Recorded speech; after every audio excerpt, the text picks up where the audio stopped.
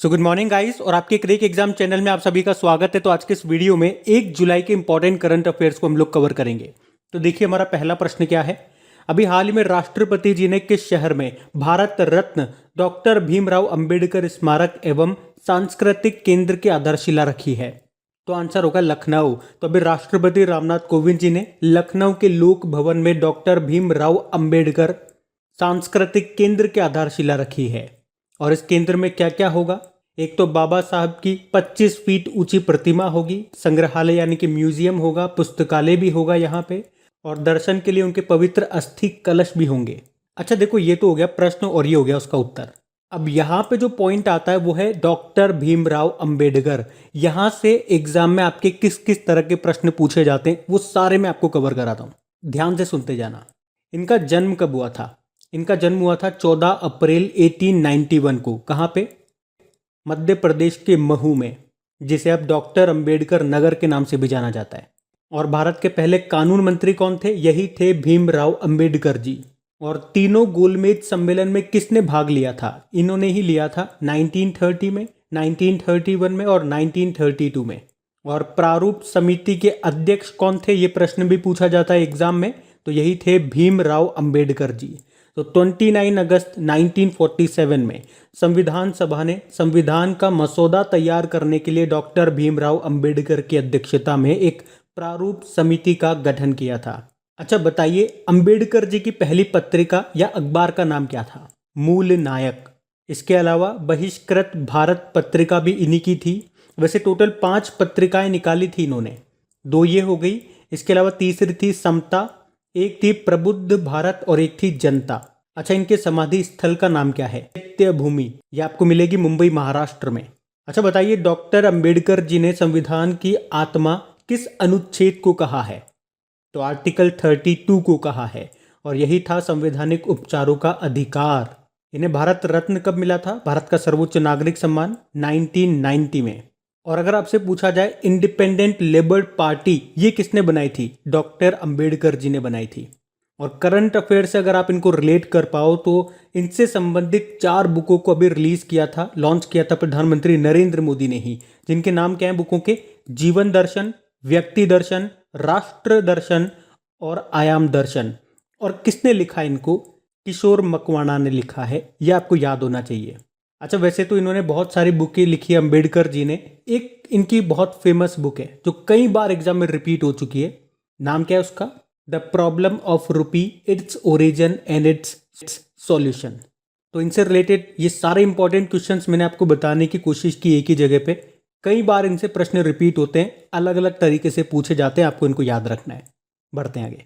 और हाँ गाइस देखिए, आज आपको मेरा बोलना थोड़ा सा अजीब लगे, बोलने में थोड़ा सा डिफरेंस नज़र आए, क्योंकि मेरे मुंह में हो रहे हैं छाले, तो बोलने में मुझे तकलीफ हो रही है। तो कई कई शब्द को मैं शायद क्लियर ना बोल पाऊँ, तो उसका थोड़ा सा आप ध्यान रख लेना। और हाँ, अगर लेक्चर अच्छा लगता है तो इसे शेयर ज़रूर करना, वीडियोस को सपोर्ट ज़रूर करना आप लोग, और लाइक भी करना। फिर बताइए, अभी हाल ही में अंतर्राष्ट्रीय क्षुद्र ग्रह दिवस कब मनाया गया? तो आंसर होगा 30 जून को। और 30 जून को ही क्यों मनाते हैं पूछोगे तो एक्चुअली में 30 जून 1908 को रशिया में एक क्षुद्र ग्रह यानी कि एस्टेरॉयड ने तबाही मचाई थी।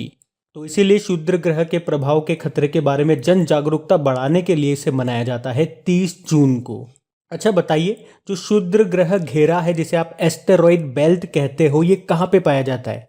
ये मंगल और बृहस्पति के बीच में पाया जाता है, यानी कि मार्स और जुपिटर के बीच में। ये जो क्षुद्र ग्रह होते हैं ये छोटे छोटे चट्टानी पिंड होते हैं जो कि किसके चक्कर लगाते हैं, किसकी परिक्रमा करते हैं? सूर्य की। अच्छा चलिए, करंट अफेयर्स का प्रश्न पूछते हैं आपसे। बताइए, अभी नासा ने किसके सम्मान में एक क्षुद्र ग्रह का नाम रखा था? तो आंसर होगा पंडित जसराज। मेवात घराने से संबंधित थे ये इंपॉर्टेंट क्वेश्चन रहेगा, याद रखना इसे। अच्छा, 30 जून को ही एक और दिन मनाते हैं, अंतर्राष्ट्रीय संसदीय दिवस, इंटरनेशनल डे ऑफ पार्लियामेंटरिज्म। ये भी आप ध्यान रखना। अब इंपॉर्टेंट डे वाला क्वेश्चन फिर से आ गया, और जब भी इंपॉर्टेंट डे वाला क्वेश्चन आता है हर बार उस महीने के सारे इंपॉर्टेंट डे मैं आपको रिवाइज कराता हूँ। आज मैं आपको डे रिवाइज नहीं कराऊंगा, आज हम देखते हैं कुछ इंपॉर्टेंट देशों की संसदों को हम क्या कहते हैं। देखिए, यूएसए की संसद को कहते हैं कांग्रेस, इजराइल की संसद को कहते हैं नेसेट, जापान की संसद आप जानते हो डाइट कहते हैं, रशिया की संसद को ड्यूमा कहते हैं, मालदीव की संसद को क्या कहते हैं? मजलिस कहते हैं। वैसे ईरान की संसद को भी मजलिस ही कहते हैं। चाइना की संसद को नेशनल पीपल कांग्रेस कहते हैं और अफगानिस्तान की संसद को शूरा कहते हैं, शूरा। और उसी तरह से याद रख लो, सऊदी अरब की संसद को कहते हैं मजलिस अल शूरा। इटली की संसद को सीनेट कहते हैं, सीनेट। जर्मनी की को बुंडस्टैग कहते हैं, बुंडस्टैग। और पाकिस्तान की संसद है नेशनल असेंबली। और मिस्र यानी कि इजिप्ट की संसद को हम कहते हैं पीपल्स असेंबली। बाकी ब्रिटेन हो गया, ऑस्ट्रेलिया, कनाडा, दक्षिण अफ्रीका, इन सब की संसद को पार्लियामेंट कहा जाता है। और नेपाल की संसद को क्या कहते हैं? राष्ट्रीय पंचायत कहते हैं। तो ये आप ध्यान रखना, कई बार इसमें से भी प्रश्न पूछ लिए जाते हैं। जो इंपॉर्टेंट थी मैंने आपको सारी बता दी एक साथ। बढ़ते आगे। फिर बताइए, अभी हाल ही में एशिया के सबसे लंबे और दुनिया के 5वें सबसे लंबे हाई स्पीड ट्रैक का उद्घाटन कहाँ पे किया गया? तो आंसर होगा इंदौर में। तो हमारे भारी उद्योग और सार्वजनिक उद्यम मंत्री यानी कि हैवी इंडस्ट्रीज और पब्लिक एंटरप्राइजेज मिनिस्टर हैं प्रकाश जावड़ेकर। उन्होंने ही अभी इंदौर के पीथमपुर में नेट्रेक्स हाई स्पीड ट्रैक का उद्घाटन किया, जो कि एशिया का सबसे लंबा और दुनिया का 5वां सबसे लंबा हाई स्पीड ट्रैक है। इस ट्रैक की लंबाई कितनी है वैसे? 11.3 किलोमीटर है। अच्छा, यहाँ पे नेट्रेक्स का मतलब क्या हो गया? National automotive test tracks. तो अब जो हमारी ऑटोमोबाइल कंपनियां हैं वो वाहनों की टेस्टिंग के लिए उनको विदेश नहीं जाना पड़ेगा, उनकी टेस्टिंग अब भारत में ही हो सकेगी। मतलब यहाँ पे सीधे रास्तों, अगर कोई स्ट्रेट रोड है तो वहाँ पे स्पीड की कोई लिमिट नहीं है, तो आपको ध्यान रखना है। अच्छा, आप बताइए, अभी देश का सबसे स्मार्ट सिटी कौन सा बना था? एक तो सूरत और एक इंदौर, ये दोनों बने थे। स्टेट में बात करेंगे तो टॉप पे यूपी रहा था। अच्छा चलिए, एक और प्रश्न का जवाब दीजिए। भारत की सबसे लंबी रोड सुरंग कौन सी है?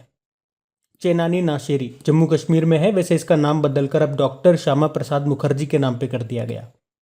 इसकी लंबाई है 9.2 किलोमीटर। वैसे हिमाचल प्रदेश में जो रोहतांग सुरंग है उसका नाम किनके नाम पे रखा गया है? अटल जी के नाम पे, अटल सुरंग कर दिया गया। ध्यान रखना इन्हें भी। बढ़ते आगे। फिर बताइए, अभी हाल ही में किस देश ने दुनिया का दूसरा सबसे बड़ा जल विद्युत बांध बनाया है? तो आंसर होगा चाइना ने। तो अभी चाइना ने दुनिया के दूसरे सबसे बड़े जल विद्युत बांध की पहली 2 उत्पादन इकाइयों यानी कि प्रोडक्शन यूनिट को चालू कर दिया है। और चाइना में ये दुनिया का दूसरा सबसे बड़ा हाइड्रो पावर प्लांट है। किस बांध पर? बेहतन बांध पर।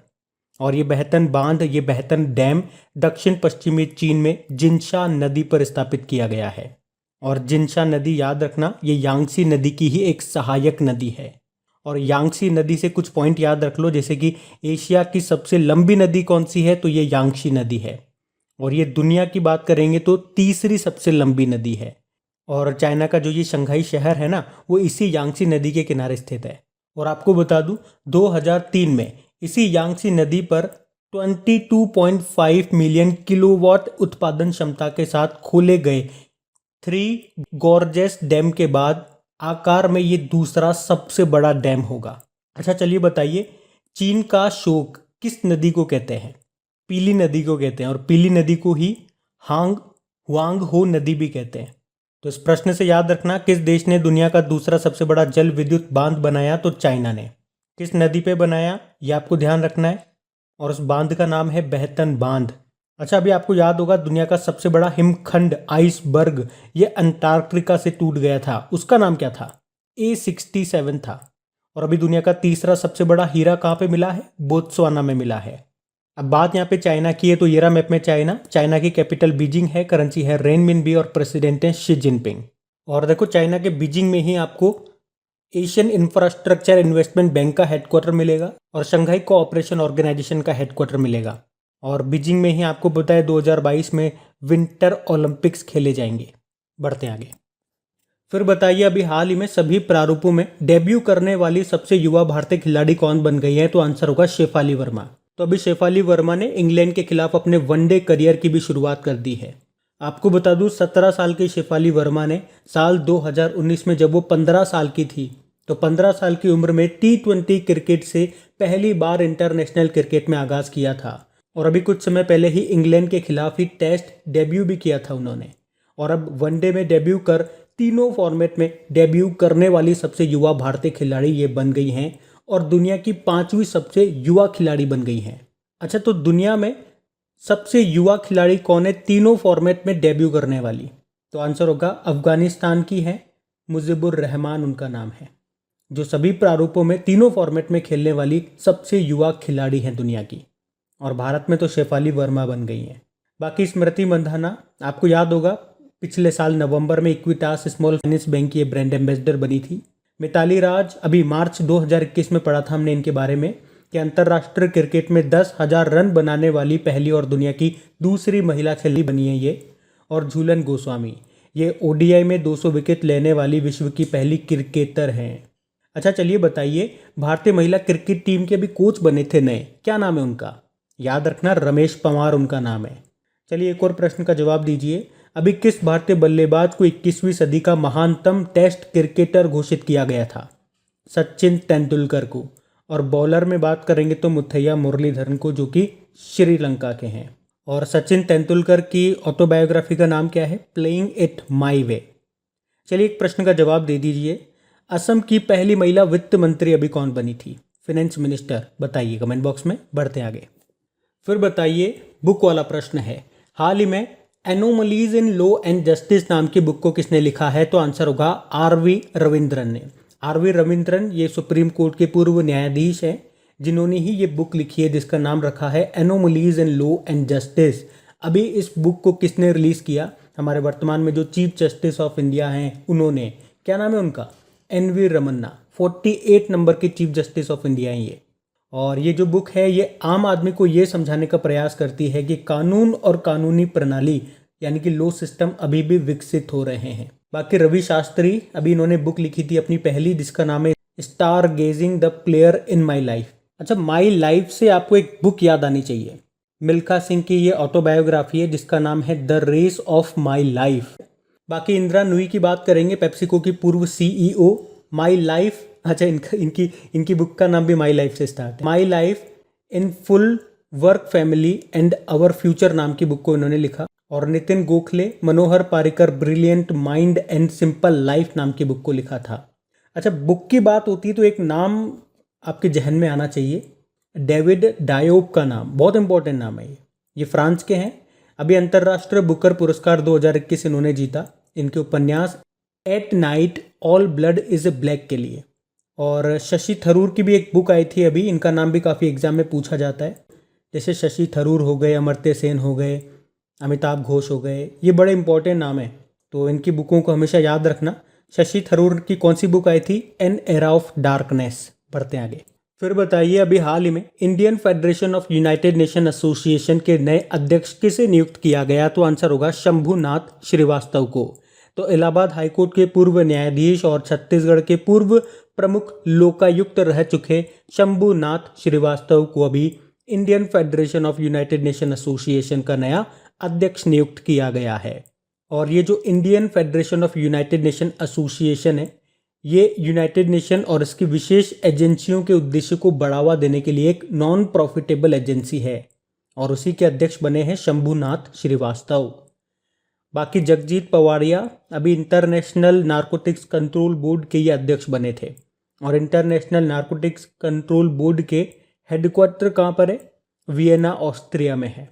बाकी विक्रमजीत सेन की बात करेंगे तो इंडियन ब्रॉडकास्टिंग फाउंडेशन के ये अध्यक्ष बने थे। वैसे अभी याद रखना, इंडियन ब्रॉडकास्टिंग फाउंडेशन का नाम बदल दिया और बदल के क्या हो गया वैसे?